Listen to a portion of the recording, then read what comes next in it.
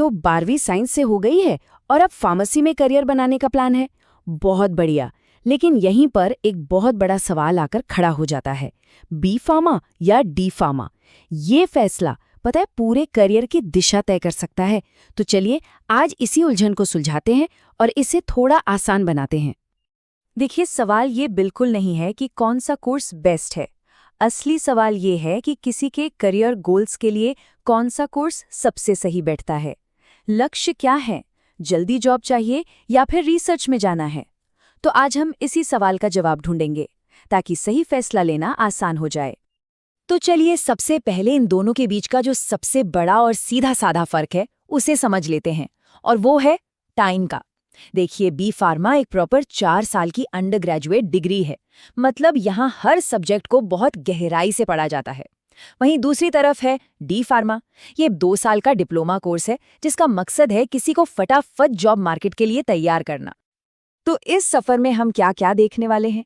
सबसे पहले बात करेंगे फार्मेसी में करियर के चुनाव की, फिर डी फार्मा के फास्ट ट्रैक को समझेंगे और उसके बाद बी फार्मा की गहराई में उतरेंगे। फिर दोनों के बीच जो मुख्य अंतर हैं उन पर नजर डालेंगे और आखिर में ये समझने की कोशिश करेंगे कि कौन सा रास्ता चुनना बेहतर हो सकता है।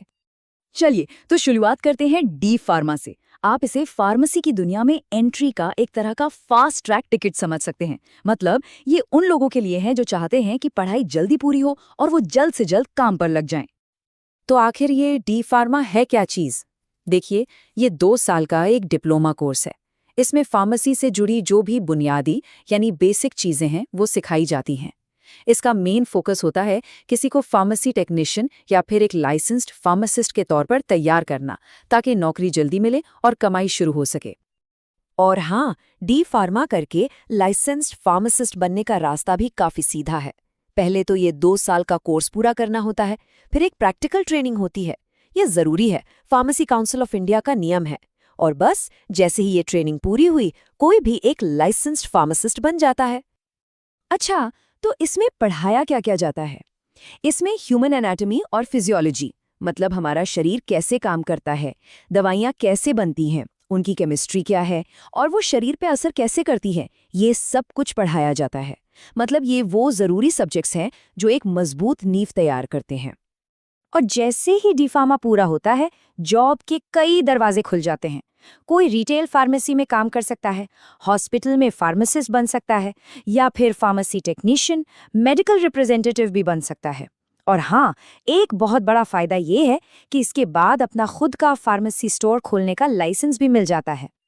चलिए, तो ये तो हुई डी फार्मा की बात। अब जरा गहराई में उतरते हैं और बात करते हैं बी फार्मा की। ये उन लोगों के लिए है जो सिर्फ दवाइयां देने तक ही सीमित नहीं रहना चाहते, बल्कि उसके पीछे की पूरी साइंस को समझना चाहते हैं और फार्मा इंडस्ट्री में एक बड़ा रोल निभाना चाहते हैं। जैसा कि हमने पहले देखा, बी फार्मा एक 4 साल की प्रॉपर अंडरग्रेजुएट डिग्री है।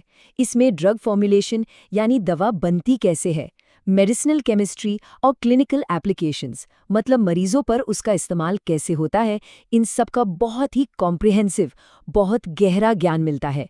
ये सिर्फ बेसिक नहीं है, ये डीप डाइव है। बी फार्मा में पढ़ाई का लेवल काफ़ी एडवांस्ड होता है। इसमें एडवांस्ड फार्माकोलॉजी, मेडिसिनल केमिस्ट्री जैसे सब्जेक्ट्स होते हैं। और सबसे अच्छी बात पता है क्या है? यहाँ किसी एक फील्ड में स्पेशलाइज करने का भी मौका मिलता है, जैसे कि फार्माकोलॉजी या फार्मास्यूटिकल केमिस्ट्री। और इतनी गहरी पढ़ाई का फायदा कैरियर में भी दिखता है। बी फार्मा की डिग्री के बाद ड्रग इंस्पेक्टर, क्लिनिकल रिसर्चर या क्वालिटी एनालिस्ट जैसे बड़े रोल्स के लिए रास्ते खुल जाते हैं। यहाँ तक कि फार्मास्यूटिकल मार्केटिंग हेड या फिर ड्रग रेगुलेटरी बॉडीज में भी काम मिल सकता है। मतलब रिसर्च और मैनेजमेंट दोनों के दरवाजे खुल जाते हैं। ठीक है, तो अब हम डी फार्मा और बी फार्मा दोनों को अलग अलग समझ चुके हैं।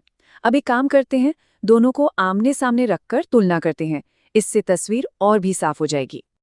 लेकिन इस तुलना से पहले एक बहुत जरूरी बात, ये दोनों ही कोर्स, चाहे बी फार्मा हो या D pharma, pharmacy council of India यानी पीसीआई से रेगुलेट होते हैं। इसका मतलब ये है कि पूरे भारत में फार्मेसी की पढ़ाई की क्वालिटी और स्टैंडर्ड एक जैसा रहता है। तो ये बात तो पक्की है कि दोनों ही क्वालिफिकेशंस पूरी तरह से वैलिड और भरोसेमंद हैं। चलिए इस टेबल पर नजर डालते हैं। पहला पॉइंट, ड्यूरेशन। साफ है, डी फार्मा 2 साल का, बी फार्मा 4 साल का। दूसरा, करियर फोकस। डी फार्मा का मकसद है एंट्री लेवल रोल्स के लिए जल्दी तैयार करना, जबकि बी फार्मा स्पेशलिस्ट, रिसर्च और मैनेजमेंट रोल्स पर फोकस करता है। और हायर स्टडीज की बात करें तो डी फार्मा के बाद बी फार्मा किया जा सकता है, और बी फार्मा के बाद तो एम फार्मा, एमबीए, यहाँ तक कि पीएचडी तक के रास्ते खुले हैं। अब आते हैं उस सवाल पर जो सबके मन में होता है, सैलरी।